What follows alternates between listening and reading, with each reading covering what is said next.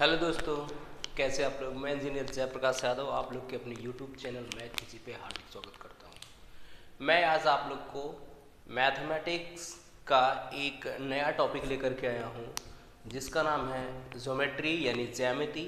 हम आपको ज्यामिति के बारे में एकदम डिटेल में क्या करेंगे, समझाएंगे और आपको सारी चीज़ें बड़े आराम से क्या हो जाएंगी, समझ में आ जाएंगी। तो चलिए आज हम पढ़ते हैं ज्यामिति। इससे पहले अगर आप मेरे चैनल पे नए हैं तो प्लीज़ चैनल को सब्सक्राइब करके बेल आइकन को प्रेस कर लें ताकि मेरे वीडियो का नोटिफिकेशन सबसे पहले आपको मिले।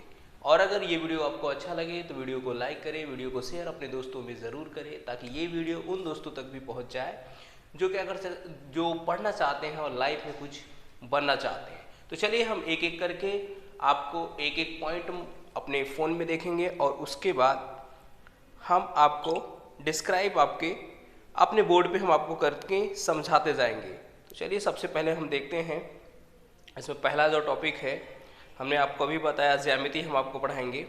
तो ज्यामिति में हम देखते हैं एक एक पॉइंट्स।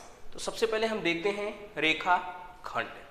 ठीक, रेखा खंड के बारे में हम समझते हैं, उसके बाद हम आपको एक एक करके पॉइंट समझाते जाएंगे और आपको बड़े आराम से क्या हो जाएगी, समझ में आ जाएगी।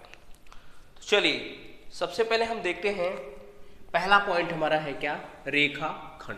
हम देखते हैं कि रेखा खंड होता क्या है। ध्यान से देखेंगे, एक लाइन होती है जिसको हम कहते हैं रेखा खंड, सॉरी रेखा, पहले रेखा समझ लेते हैं। रेखा एक ऐसी लाइन है जो यानी कि जिसका कोई अंत बिंदु है ही नहीं, अंत पॉइंट यानी कि वो इन्फिनिटी तक जाती है, उसको हम बोलते हैं लाइन, रेखा। लेकिन अगर इसके बीच में कोई एक पार्ट्स अगर आप ले लिए तो हम इसको बोलेंगे रेखा खंड, यानी ए बी क्या हो गया, हमारा रेखा खंड हो गया। हम रेखा खंड से स्टार्ट करेंगे और त्रिभुज के यानी ट्रायंगल्स के बहुत सारी प्रॉपर्टी तक जा करके हम आपको क्या करेंगे, ये चैप्टर जो है फिनिश करा देंगे। तो अब देखें, मैंने आपको बताया क्या, रेखा खंड। सबसे पहला पॉइंट हमने आपको सिखाया रेखा खंड। ठीक, रेखा खंड होता क्या है, मैंने अभी आपको समझाया क्या, कि अगर किसी एक रेखा है, उसके किसी एक पॉइंट को अगर आप ले लेते हो, किसी एक पर्टिकुलर पार्ट्स को आप सेलेक्ट कर लेते हो, तो उस रेखा का क्या कहलाता है, खंड कहलाता है। अब हम दूसरा पॉइंट देखते हैं। दूसरा पॉइंट हमारे पास है सररेख। ध्यान देखेंगे क्या है, सररेख, जिसको हम कोलिनियर इंग्लिश में बोलते हैं। ध्यान देखेंगे सररेख। अगर तीन पॉइंट यानी तीन बिंदु एक ही लाइन में हो, एक ही सीध में हो, तीन या तीन से ज्यादा, ये दिमाग में रख लेना, तीन या तीन से ज्यादा, दो की बात हम नहीं करेंगे, हम हमेशा तीन की बात करेंगे। तीन या तीन से ज्यादा पॉइंट यानी बिंदु एक लाइन पे हो तो हम ऐसे पॉइंट्स को बोलते हैं सररेख। जैसे हम आपको एग्जांपल में समझा देते हैं कि ये एक लाइन है, ठीक है, इस पे ए है, बी है, सी है, डी है, ऐसे ये सारे पॉइंट्स क्या कहलाएंगे, सररेख कहलाएंगे। ठीक है, सररेख बिंदु कहलाएंगे, सररेख पॉइंट कहलाएंगे। अब इसके आगे एक और है असररेख। ठीक है, असररेख, हम इसके बारे में जरा समझ लेते हैं। असररेख क्या है, जब तीन या तीन से ज्यादा जो बिंदु हो, जब तीन या तीन से ज्यादा बिंदु एक सीध में ना हो, यानी कि जैसे अगर मैं बात करूं, एक पॉइंट ए है, एक पॉइंट ये बी है, एक ये पॉइंट सी है, एक डी, अगर ये इनको आप मिलाएंगे तो एक सीधी लाइन नहीं बनेगी। इसका मतलब ये सारे पॉइंट क्या कहलाएंगे, ये सारे बिंदु हमको कहलाएंगे क्या, असररेख बिंदु कहलाएंगे, यानी नॉन कोलिनियर पॉइंट कहलाएंगे। याद रख लेना, जब तीन या तीन से ज्यादा पॉइंट एक लाइन में हो, एक सीध में हो, तो हम उसको कोलिनियर यानी सररेख बोलते हैं। जब तीन या तीन से ज्यादा पॉइंट एक लाइन में ना हो, एक सीध में ना हो, तो हम उनको बोलते हैं असररेख बिंदु यानी नॉन कोलिनियर पॉइंट हम कहते हैं। अब हमारे पास इसमें आता है एंगल, कोण। ठीक है, ध्यान देखेंगे। अब ये तो समझ में आया, मैंने आपको 1 2 3 पढ़ाया। अब हम आपको पढ़ा रहे हैं कोण। ठीक, कोण जिसको आप एंगल बोलते हैं, हम एंगल आपको समझा करके देते हैं कि व्हाट इज एंगल। ध्यान से देखना, दो लाइन, दो रेखा जब एक ही पॉइंट से होकर के निकलती हैं या एक ही पॉइंट पे आके मिलती हैं, दो चीजें ध्यान देखेंगे, दो रेखा जब एक ही पॉइंट पे आकर के मिले या एक ही पॉइंट से निकले तो उनके बीच के जो स्थान है यानी ये चीज है उसको हम बोलेंगे क्या, उसको बोलेंगे एंगल। ठीक है, याद रखना इसमें हमेशा दो लाइन होगी यानी दो रेखा के बीच में ही हमेशा क्या बनता है, कोण बनता है, एंगल बनता है। हमने क्या बताया कि दो लाइंस जहाँ पे मीट करती है, जहाँ पे मिलती है, तो जो जब मिलेंगी तो उनके जो बीच में स्थान आएगा ये चीजें, उनको हम बोलेंगे क्या, एंगल बोलेंगे, उनको क्या बोलेंगे हम, कोण बोलेंगे। ठीक, अब ये हो गया एंगल। अब हम एंगल्स के कुछ पार्ट्स पढ़ लेते हैं, यानी कि टाइप्स ऑफ एंगल क्या है वो हम पढ़ लेते हैं। तो सबसे पहला एंगल जो है उसको हम बोलते हैं न्यून कोण। क्या बोलते हैं उनको, न्यून कोण, जैसा कि आप जानते होंगे। ठीक, न्यून कोण। ठीक, न्यून कोण वह कोण होता है, वह एंगल होता है जब एंगल क्या हो जाए, यानी कोण 90 डिग्री से कम हो जाए। यानी कि जैसे अगर मैं ऐसे बोलूं, इसकी वैल्यू अगर 45 है तो ये न्यून कोण कहलाएगा। ठीक, फिर दूसरा एग्जांपल ले लो 75, इसकी वैल्यू, तो ये क्या हो जाएगा, न्यून कोण। यानी कि इसकी जो ये चीजें हैं, ये जो एंगल है यानी कोण है वो 90 डिग्री तक न जाए, 90 डिग्री तक नहीं जाना चाहिए। यानी कि अगर देखा जाए तो 89 डिग्री तक क्या है, कोई भी कोण 89 डिग्री तक अगर जाता है, 1 से लेकर के 89 डिग्री तक जाता है तो हम उसको बोलते हैं न्यून कोण बोलते हैं। ठीक है, तो न्यून कोण आप पढ़ लिए कि न्यून कोण होता क्या है और न्यून कोण कहां से कहां तक है। ठीक, अब हम इसके आगे आपको पढ़ाएंगे समकोण। समकोण कहां से कहां तक होता है वो भी हम आपको सिखा देंगे। चलिए हम देखते हैं, सबसे पहले न्यून कोण के आगे हम पढ़ते हैं समकोण। देखो अब हमको क्या करना है, हमको सीखना है समकोण, जिनको हम राइट एंगल बोलते हैं। एग्जैक्ट 90 डिग्री होना चाहिए जब कोई एंगल, ध्यान देखेंगे, जब कोई दो साइड परस्पर लंबवत मिले, यानी कि कैसे वो आपस में कोइंसाइड कैसे करने चाहिए, एकदम 90 डिग्री पे करना चाहिए, यानी परपेंडिकुलर करना चाहिए ऐसे, तो इसको हम बोलेंगे क्या, राइट एंगल ट्रायंगल। इसको बोलेंगे राइट एंगल। क्या बोलेंगे, राइट एंगल। किसको बोलेंगे, जब दो लाइन परस्पर आपस में लंबवत मिले, यानी कि जब दो लाइंस आपस में इंटरसेक्ट करे, कैसे, परपेंडिकुलरली करे, तो उसको हम बोलेंगे क्या, राइट एंगल। अब इसके आगे एक आता है हमारे पास अधिक कोण। ठीक है, अधिक कोण। ठीक, इसको हम इंग्लिश में बोलते हैं ऑब्टूस एंगल। क्या बोलते हैं, ऑब्टूस एंगल। ठीक, सीधी सी बात है, जब एंगल क्या होना चाहिए, ग्रेटर होना चाहिए किससे, 90 डिग्री से, 90 डिग्री से ज्यादा होना चाहिए, उसको हम बोलेंगे क्या, ऑब्टूस, यानी अधिक कोण बोलेंगे। अब 90 डिग्री का, 90 से ज्यादा का मतलब है कि याद रखना ऐसे, ठीक, ऐसे, या तो फिर अगर बात करें तो ऐसे, ये सारे अधिक कोण हैं यानी ऑब्टूस एंगल है, क्योंकि इनकी वैल्यू जो है वो 90 से क्या है, ज़्यादा है। जैसे ये 97 हो सकता है, ये 100 हो सकता है, ये तो 180 आपको दिख रहा है। ये सारे कोण क्या होते हैं, इनको हम अधिक कोण की श्रेणी में रखते हैं। यानी अधिक कोण की वैल्यू क्या होती है, जब हमारा एंगल 90 डिग्री से क्या हो जाए, ज़्यादा हो जाए, तो हम ऐसे एंगल को बोलते हैं, ऐसे कोण को बोलते हैं अधिक कोण। अब एक आता है हमारे पास प्रतिवर्ती एंगल कोण। कौन सा, प्रतिवर्ती कोण। जरा ये देख लो, इंग्लिश में इसको बोलते हैं रिफ्लेक्स एंगल। देखो जैसा नाम है वैसा बनता भी है, रिफ्लेक्स एंगल। अब हम आपको रिफ्लेक्स एंगल के बारे में हम समझा करके देते हैं कि व्हाट इज रिफ्लेक्स एंगल। ध्यान से देखेंगे, जब हमारे पास एक एंगल बनता है प्रॉपर नॉर्मली, आप देखेंगे ये एंगल बनता है, तो इसके साइड में भी एक एंगल बनता है, इसको ही हम बोलेंगे क्या, रिफ्लेक्स एंगल, यानी प्रतिवर्ती कोण। समझे? यानी कि जब कभी भी याद रख लेना, जब कभी भी कोई भी एक कोण बनता है तो जो हम कोण लेते हैं उसके अपोजिट में भी एक कोण बनता है, जिनको हम प्रतिवर्ती कोण बोलते हैं। अगर ये न्यून कोण होगा, याद रखना, अगर ये न्यून कोण होगा तो ये कंफर्म है कि आपको अधिक कोण मिलेगा। ठीक, ये याद रख लेना, अधिक कोण मिलेगा। और अगर ये अधिक कोण मिले, यानी कि अगर जो हमारा प्रॉपर एंगल है, जो कोण बन रहा है वो अगर न्यून कोण है तो रिफ्लेक्स एंगल अधिक कोण होगा। अगर हमारा जो प्रॉपर एंगल वो अधिक कोण हो तो रिफ्लेक्स एंगल न्यून कोण होगा।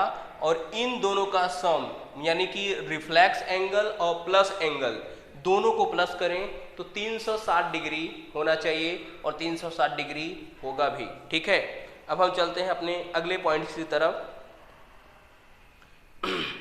और एक चीज और है, इसकी जो वैल्यू बिलोंग करती है, इसकी वैल्यू जो बिलोंग करती है वो 180 से ज़्यादा और 360 से क्या होती है, कम होती है। ठीक, 180 से ज़्यादा 360 से कम बनता है प्रतिवर्ती एंगल, यानी कि अधिक कोण, प्रतिवर्ती रिफ्लेक्स एंगल। अब हमारे पास आता है रिजु कोण। याद रख लेना, रिजु कोण, ये भी हम देख लेते हैं रिजु कोण क्या है। ठीक, जिनको हम इंग्लिश में बोलते हैं स्ट्रेट एंगल, स्ट्रेट एंगल। ठीक, जब दो साइड परस्पर देखो ऐसे अपोजिट डायरेक्शन में मिले, ठीक, जैसे ये है ए बी सी, ठीक, तो ये जो एंगल बनेगा इसको बोलेंगे हम क्या, रिजु कोण, स्ट्रेट एंगल। यानी स्ट्रेट एंगल की वैल्यू क्या होती है, थीटा की वैल्यू क्या होगी, एग्जैक्ट क्या, 180 डिग्री। अगर थीटा की value 90 degree, right angle triangle, यानी राइट एंगल यानी समकोण। और अगर 90 + 90 180 हो जाए, सीधा हो जाए, ये जो साइड है इसको खींच के सीधा कर दो, तब ये हो जाएगा रिजु कोण, यानी स्ट्रेट एंगल हो जाएगा। ठीक, अब हम और आगे देखते हैं, जरा समझते हैं।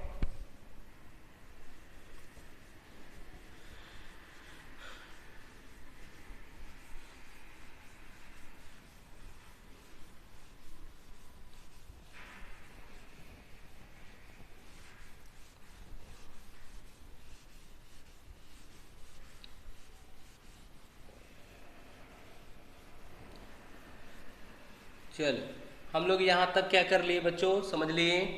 अब हम इसके आगे क्या करते हैं और समझ लेते हैं। ध्यान से देखना है, कोई बड़ी बात नहीं है, ये छोटी छोटी चीज़ें हैं बट बहुत बड़ी चीज़ें हैं, क्योंकि ज्यामिति में यानी ज्योमेट्री में आपको यही सारी चीज़ें कंटेंट्स क्या होती हैं, मिलती है, जो एक बड़ा क्या कर लेती है, एक बड़ा प्रश्न बना देती है। इसलिए मैंने आपको बोला कि आप अच्छे से क्या करो, समझ जाओ।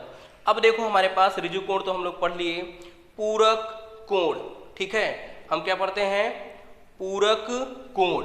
ठीक, पूरक कोण पढ़ते हैं, इसके आगे पूरक कोण, ठीक, जिनको हम इंग्लिश में बोलते हैं क्या, कॉम्प्लीमेंट्री एंगल, कॉम्प्लीमेंट्री एंगल। ठीक, पूरक कोण, जब दो कोणों का योग 90 डिग्री हो तो हम उसको बोलते हैं पूरक कोण। जैसे मैं मान लूँ कि हमारे पास ऐसे करके है, ठीक है, ये अल्फा है और ये बीटा है, और अल्फा प्लस अगर बीटा की वैल्यू 90 डिग्री हो जाए तो हम बोल देंगे कि ये आपस में क्या है, कॉम्प्लीमेंट्री है, यानी आपस में एक दूसरे के पूरक हैं।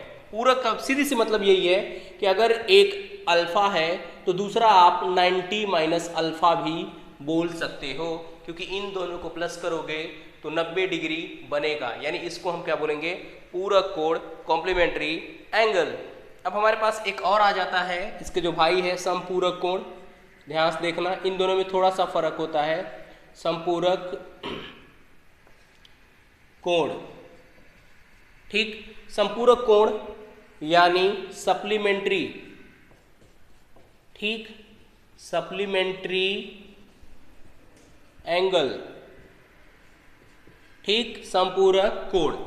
जब दो कोण जैसे ऐसे हो, ध्यान से देखना, ठीक, ये मान के चलो अल्फा है, ये हमारे पास क्या है, बीटा है।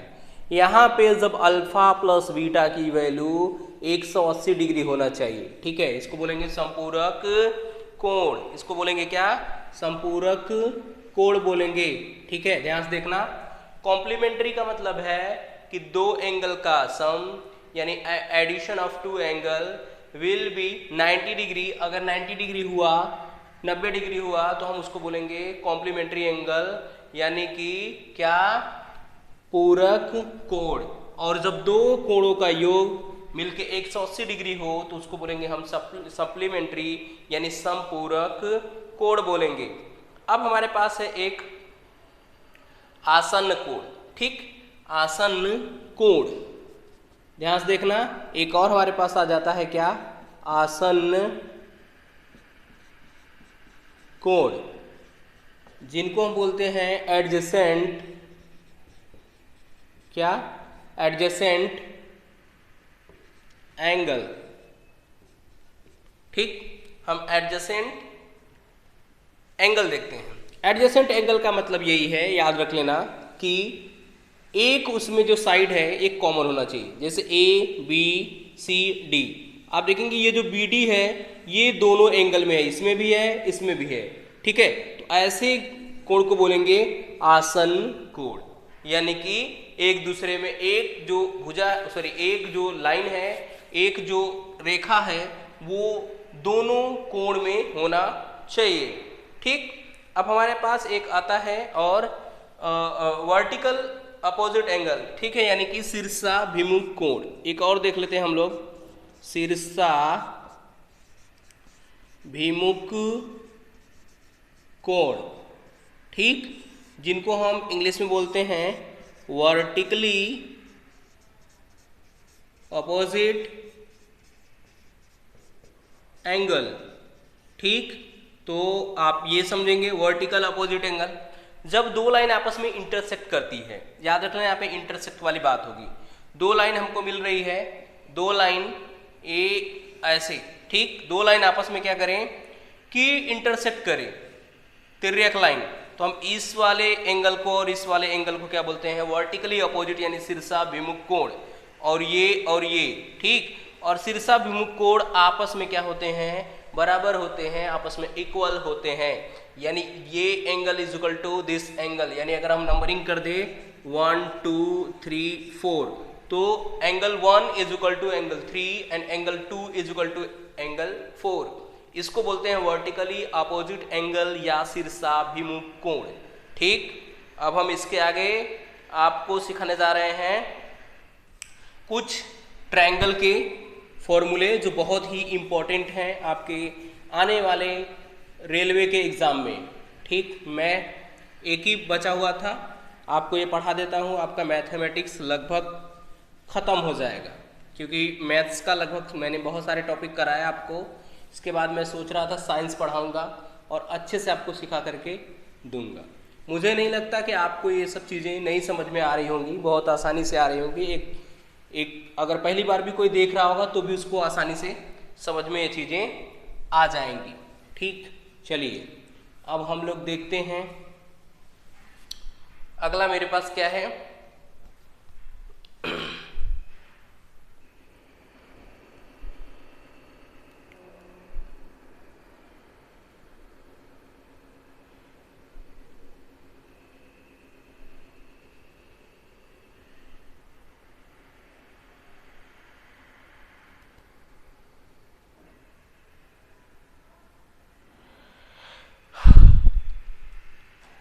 चलो भाई, अब हमारे पास कह रहा है कि एक, ध्यान से देखेंगे, एक त्रिभुज है, ठीक। त्रिभुज तो सबको पता है, बताने की जरूरत नहीं, क्योंकि मैंने आपको मेंसुरेशन में भी मैंने त्रिभुज कराया है। तो तीन साइड से यानी कि तीन रेखाओं से, तीन भुजाओं से घिरी आकृति को हम क्या बोलते हैं, त्रिभुज बोलते हैं। वापस से आपको समझा देते हैं। ध्यान रखेंगे त्रिभुज के दो फॉर्मेट होते हैं, हम आपको समझा करके देते हैं। जैसे मान चलो मेरे पास ABC है, ठीक, और यहाँ पे एक और त्रिभुज है PQR, ठीक, क्यू आर।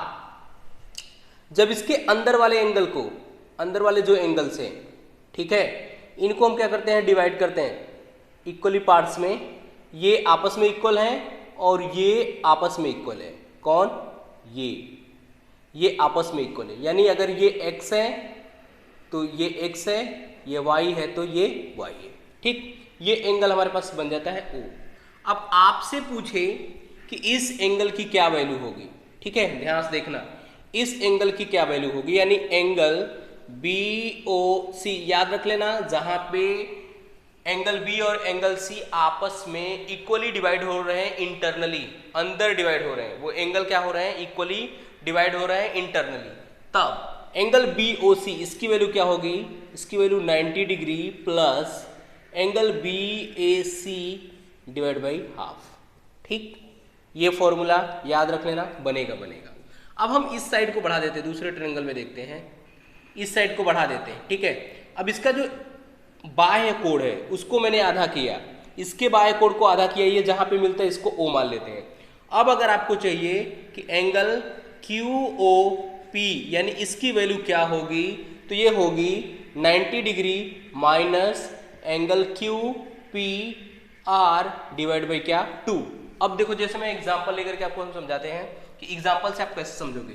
जैसे मैं बोलता हूं कि इसकी वैल्यू 50 डिग्री है, आपसे पूछे इसकी वैल्यू क्या होगी, तो बंदे मार देते हैं 100 डिग्री, 50 का डबल। गलत है, सीधी आप क्या करोगे, यहां से निकालोगे 90 प्लस 50 का क्या करोगे, हाफ करोगे, यानी 90 प्लस 25 कितना आएगा, 150 डिग्री, 115 डिग्री। यहां पर अगर 50 करोगे, इसकी वैल्यू अगर आपसे पूछे, याद रख लेना ये सब आपस में सेम है, ये सेम है अल्फा तो ये भी अल्फा होगा, ये बीटा तो ये भी बीटा, तभी होगा, मतलब इक्वली डिवाइडेड होना चाहिए एंगल, समद्विभाजक होना चाहिए। तब अगर यहाँ पे ये 50 है, तब देखो QOP कितना आएगा, 90 माइनस क्या हो जाएगा, 50 डिवाइड बाई 2, तो 90 माइनस 25 यानी अगर देखोगे तो कितना हो जाएगा, 65 डिग्री हो जाएगा। यानी कहने का मतलब यही है कि अगर इन दोनों को एक साइड तुम बनाते, जैसे एक ही में बना देते, तब की बात करो, तब ये क्या बन जाता, एक चतुर्भुज बनता। और चतुर्भुज में तुमको पता है इसकी और इसकी वैल्यू क्या हो जाती है, इसकी और इसकी वैल्यू क्या होती है, 180 डिग्री। तो यहां पर मिला लो, 115 और 65 को मिलाओगे तो कितना होगा, 115 और 65 को मिलाओगे तो तुमको क्या मिलेगा, 180 डिग्री मिलेगा। ठीक है, जो कि हमारा यानी कि फॉर्मूला क्या है, ये राइट है। मैं ये बताना चाहता था आपको मैंने बता दिया। अब हम थोड़ा सा त्रिभुज के बारे में जिक्र कर लेते हैं कि त्रिभुज, मैंने तो समझाया कि त्रिभुज होता क्या है, अब हम आपको ये समझा देते हैं कि त्रिभुज के टाइप्स क्या हैं, और त्रिभुज में और सारी चीज़ें हैं, जैसे कॉन्ग्रुएंसी है, यानी कि अगर मैं बता दूं तो समरूपता है, और उसमें हिंदी में एक सर्वांग सम बोलते हैं, ठीक है, जिसको हम सिमिलरिटी बोलते हैं, ठीक, सर्वांग सम। और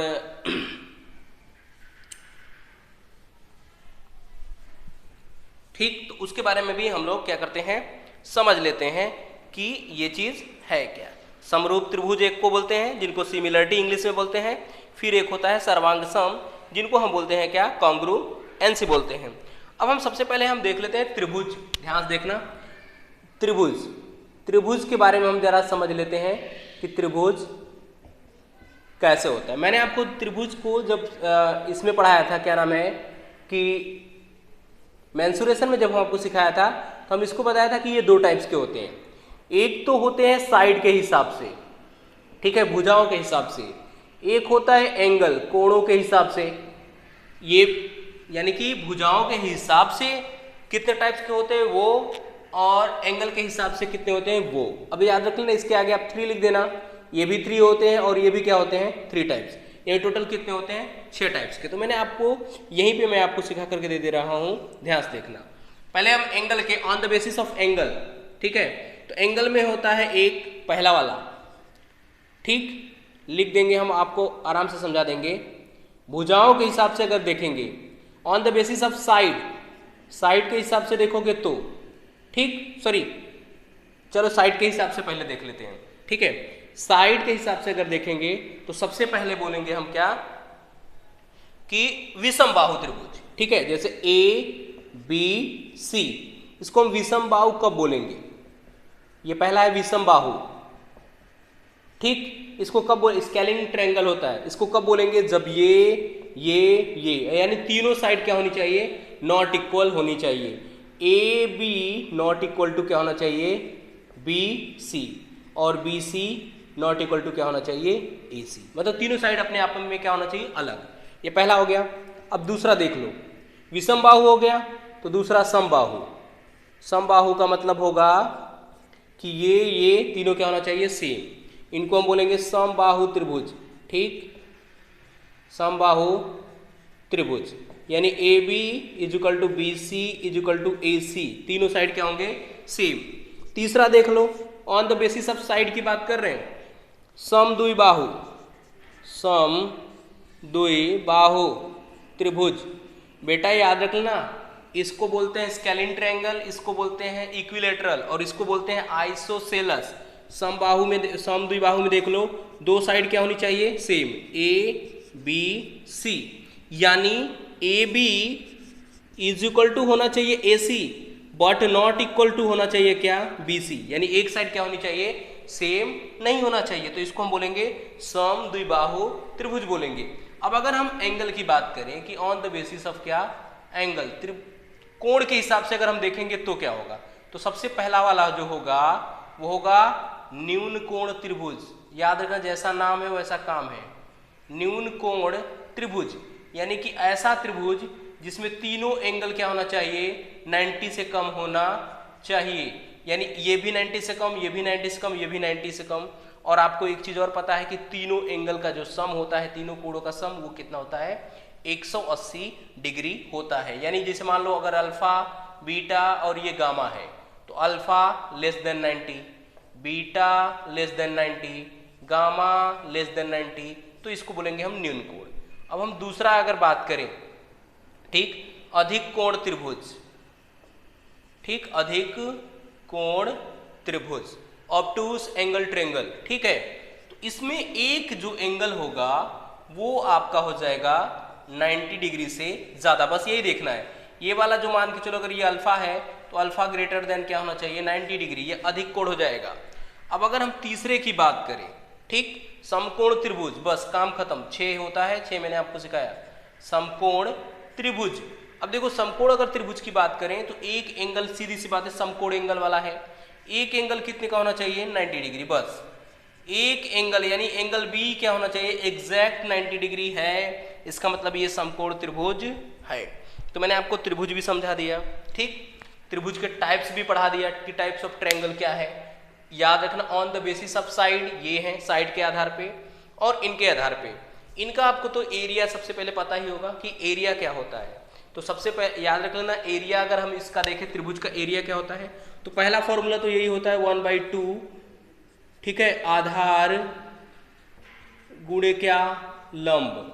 और अगर इंग्लिश में हम बात करें तो बेस इंटू हाइट बाई क्या होता है? 2। दूसरा अगर फॉर्मूला, अगर मैं इनकी बात करूं एरिया का फॉर्मूला, तो हीरोन्स फॉर्मूला है S minus A, S minus B, और क्या होता है? S माइनस C होता है, ठीक। जहां पे S क्या है? सेमी, क्या है? सेमी सेमी पेरीमीटर है। यानी जो S होता है वो, अगर मान लो जैसे ये A है, B है, C है, एक्चुअली में ऐसे मानते नहीं है, मानते ऐसे हैं, A के सामने वाली जो साइड है वो A है, B के जो सामने वाली साइड B है, C के सामने वाली साइड C। तो जब S की वैल्यू आप अगर यहाँ से निकालोगे तो S is equal to A plus B plus C upon क्या होता है?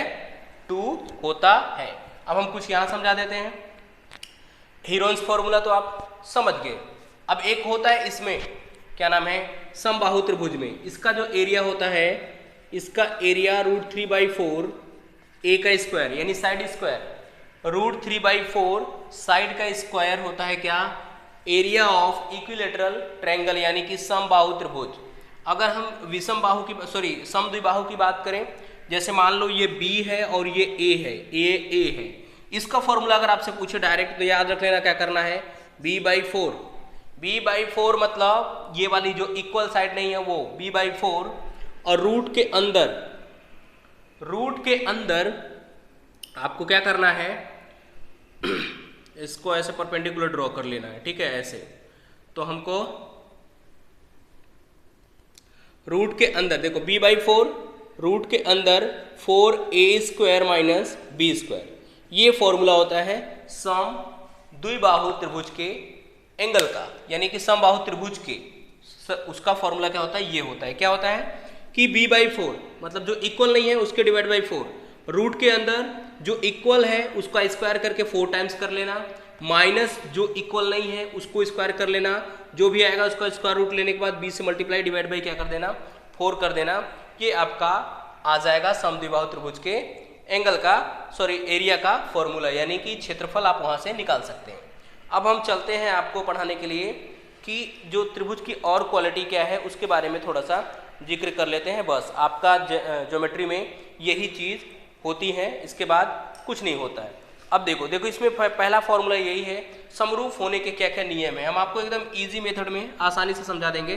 देखो कोई दिमाग लगाने की ज़रूरत नहीं है, क्योंकि ये टफ है ही नहीं, ये सब चीज़ें टफ उन्हीं को लगती है जो ज़्यादा दिमाग लगाने की कोशिश करते हैं। ज़्यादा नहीं लगाना चाहिए कभी भी, आप एकदम ईजिली पढ़ो, नॉर्मली जैसे हिंदी पढ़ते हो वैसे ही पढ़ो, क्योंकि देखो मैथ्स में एक बार समझ गए तो फिर आगे आपको दिक्कत नहीं होगी।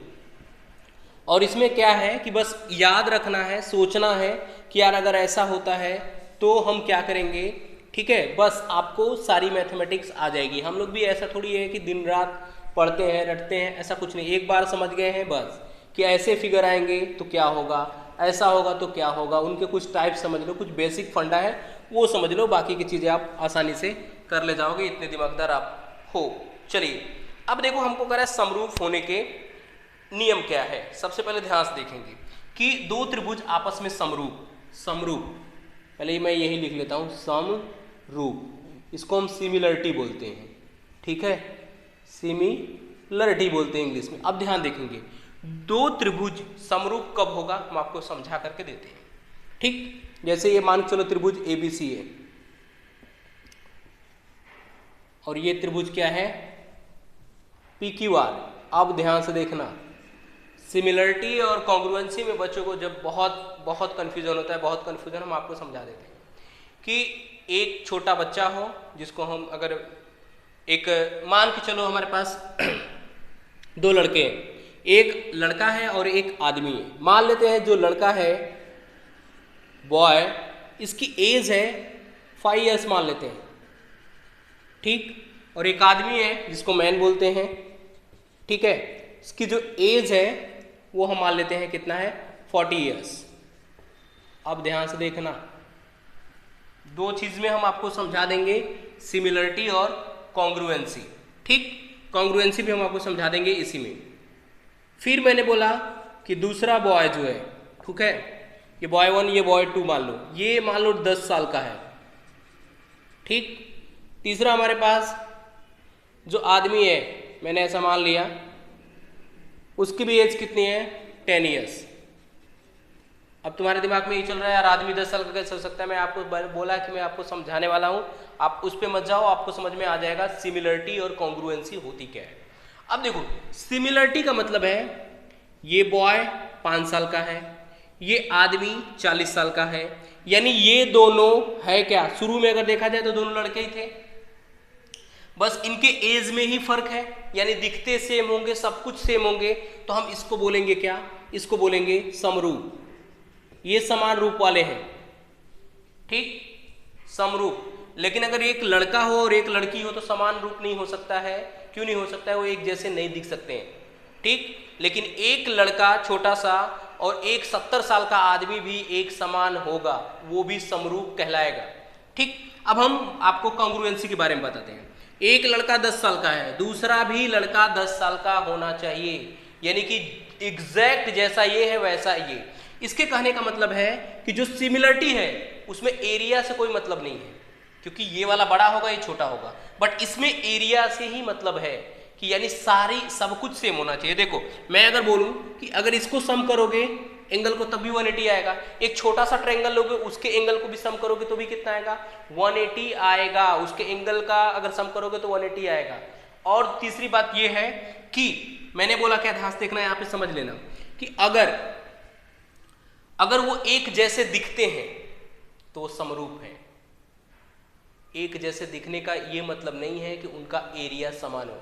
एक जैसे दिखने का मतलब है छोटा हो चाहे बड़ा हो, दिखना चाहिए सेम। जैसे यहाँ पे था, मतलब ये 5 साल का था, ये 40 साल का था, लेकिन दोनों थे क्या, दोनों तो क्या थे, मेल थे।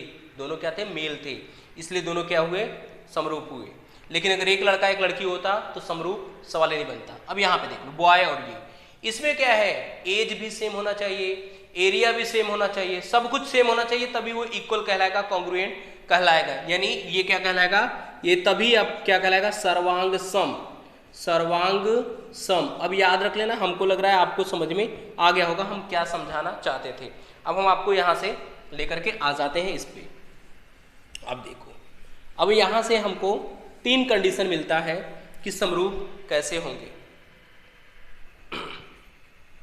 चल भाई, अब देखो, पहला समरूप का पहला कंडीशन क्या है कि अगर side A B, corresponding side का रेशियो क्या होना चाहिए, सेम। साइड करस्पॉन्डिंग साइड जैसा ये वैसा ही, A B upon P Q is equal to A C upon P R is equal to B C upon Q R. अगर ये सेम है, कांस्टेंट है, तो ये आपस में क्या कहलाएंगे, समरूप कहलाएंगे। ठीक है, क्या कहलाएंगे, समरूप कहलाएंगे। दूसरी बात क्या है, दूसरा चीज इसी में समझाते हैं कि अगर किसी भी 2 ट्रायंगल का, 2 त्रिभुज का 2 एंगल समान है, जैसे angle A is equal to angle क्या, पी, दूसरा angle B is equal to क्या, एंगल क्यू, बस 2 एंगल समान है तभी क्या कहलाएगा, तभी समरूप कहलाएगा। तीसरी बात कि 2 साइड का रेशियो, जैसे A B upon P Q is equal to B C upon Q R, और ये तो कांस्टेंट होना चाहिए। इन दोनों के बीच में ये साइड और ये साइड, ये साइड और ये साइड के बीच में ये एंगल है, और एंगल क्या होना चाहिए, बी, और एंगल क्यू क्या होना चाहिए, सेम। ये सारे कंडीशन है समरूप के, याद रख लेना, ये किसके हैं, समरूप के। अब हम आपको समझा करके दे रहे हैं कि सर्वांग सम का क्या कंडीशन है। याद रख लेना, यहीं पे आपको एकदम आसानी से समझ में आ जाएगा, सर्वांग सम। ठीक है, सर्वांग सम कैसे होगा, 2 त्रिभुज आपस में सर्वांग सम कैसे होंगे, बस इसके बाद आपका ज्योमेट्री खत्म हो जाएगी। ध्यान से देखना, इसके लिए पहला कंडीशन, अगर इसकी हम बात करें इसमें, तो याद रख लेना, side A B is equal to side क्या होना चाहिए, P Q, side B C is equal to क्या होना चाहिए, साइड क्यू आर, और side A C is equal to क्या होना चाहिए, पी आर। यानी अगर तीनों साइड सेम, दोनों त्रिभुज के तीनों साइड करस्पॉन्डिंग साइड इक्वल होंगे तो क्या कहलाएंगे, सर्वांग सम होंगे। इसको हम ट्रिपल एस भी बोलते हैं, याद रख लेना, triple S, side side side भी बोलते हैं। फिर दूसरी बात, ये हो गया क्या,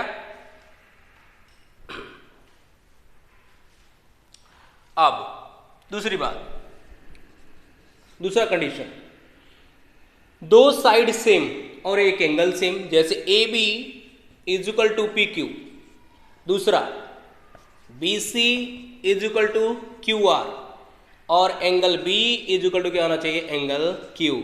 यानी 2 साइड एक कोण, 2 भुजा एक कोण, और इसको बोलते हैं साइड साइड एंगल, यानी साइड एंगल साइड, तभी क्या हो जाएगा, वो सर्वांग सम होगा। और तीसरा मेथड याद रख लेना, 2 कोण और एक भुजा समान होनी चाहिए। तीसरे वाले में 2 कोण एक भुजा समान, यानी angle A is equal to angle P, दूसरा है हमारे पास angle B is equal to angle Q, और इन्हीं में ये और ये सेम, और एक side A B is equal to क्या होना चाहिए, साइड पी क्यू। ठीक, इसको हम बोलते हैं साइड एंगल एंगल, यानी कि एंगल साइड एंगल।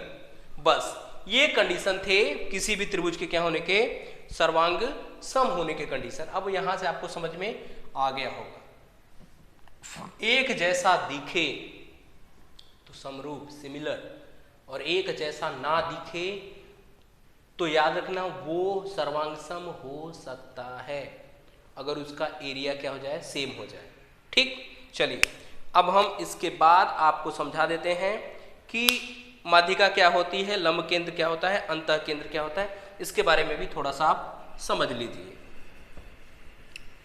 बस वो आपका सारी चीज़ खत्म हो जाएगा। इसमें भी बहुत सारा डाउट रहता है, वो भी हम आपको क्लियर करा ही देते हैं। और ज्योमेट्री से जितने भी डाउट है लगभग खत्म हो जाएगा और परेशानी नहीं होगी आपको कभी भी। आप कोई सा भी न्यूमेरिकल करेंगे लगा ले जाएंगे आप, और न्यूमेरिकल आपसे बन जाएगा आसानी से।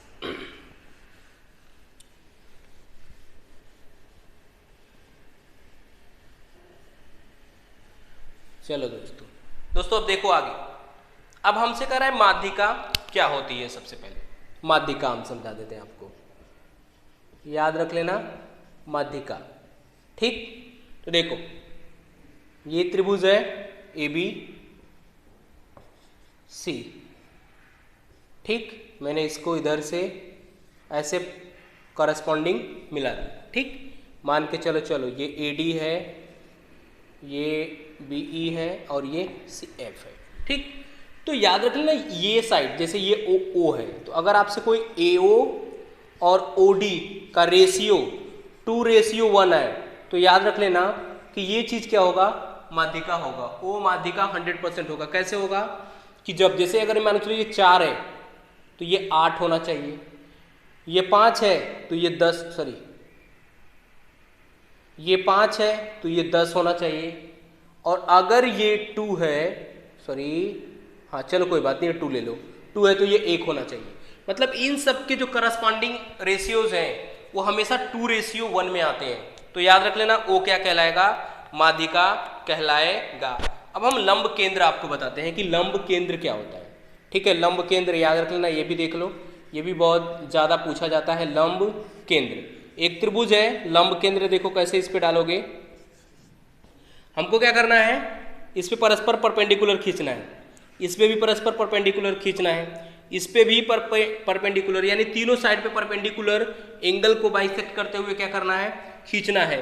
तो ये साइड जहां पे कट कराएगा इसको बोलेंगे लंब केंद्र। याद रखना ये सब लंब है इसलिए लंब केंद्र होंगे। अब हमारे पास एक अंतः केंद्र आता है, अंतः केंद्र। ठीक है, अंतः केंद्र, ये देख लो अंतः केंद्र क्या होता है। अंतः केंद्र तब बोलते हैं जब किसी भी त्रिभुज में ABC, ये त्रिभुज है, इस एंगल, ये एंगल और ये 3 एंगल हैं, इन तीनों एंगल को बाइसेक्ट कराते हुए 3 लाइन खींचते हैं। ठीक है, इसका बाइसेक्ट है BD, इसका बाइसेक्ट है CE, इसका है AF। ठीक है, बाइसेक्ट यानी एंगल को बाइसेक्ट कराते हैं तो जहां पे मिलता है O वो उसको बोलते हैं अंतः केंद्र। ठीक, तो ज्योमेट्री में बस इतना ही दोस्तों। आई होप आपको पूरा वीडियो समझ में आया होगा। मैंने ज्योमेट्री सोचा था पढ़ाऊंगा और मैं आपको अच्छे से क्लियर करा करके दिया हूं। आप ज्योमेट्री के जितने भी क्वेश्चंस हैं जा करके करना, 100% है आपको क्या हो जाएगा, मिल जाएगा। मैं किसी दिन इसका ले लेंगे 100-200 क्वेश्चन ले लेंगे, हम आपको पूरा का पूरा वो चीज़ें भी सॉल्व कराएंगे, लेकिन ये चीज़ें आपको आई होप याद हो गई होंगे। तो चलिए बस आज के लिए इतना ही। Thank you so much for watching my video. और दोस्तों अगर आपको मेरा वीडियो समझ में आया हो तो वीडियो को लाइक करें, वीडियो को शेयर करें, और मेरे वीडियो पे अगर मेरे चैनल पे नए हैं तो प्लीज़ चैनल को सब्सक्राइब करके बेल आइकन को प्रेस कर लें ताकि मेरी वीडियो का नोटिफिकेशन आपको मिलती रहे। देखो हम लोग इतना मेहनत करते हैं, बस आपसे एक ही गुजारिश होती है कि नहीं, वीडियो को लाइक करें, वीडियो को शेयर करें, और चैनल पे नए हैं तो चैनल को सब्सक्राइब करें। बाकी हमको कुछ नहीं चाहिए, बस आज के लिए इतना ही। कल फिर मिलेंगे आपको एक नए जज्बा जोश जुनून के साथ, एक नए वीडियो के साथ। तब तक के लिए इंतज़ार करिए। धन्यवाद।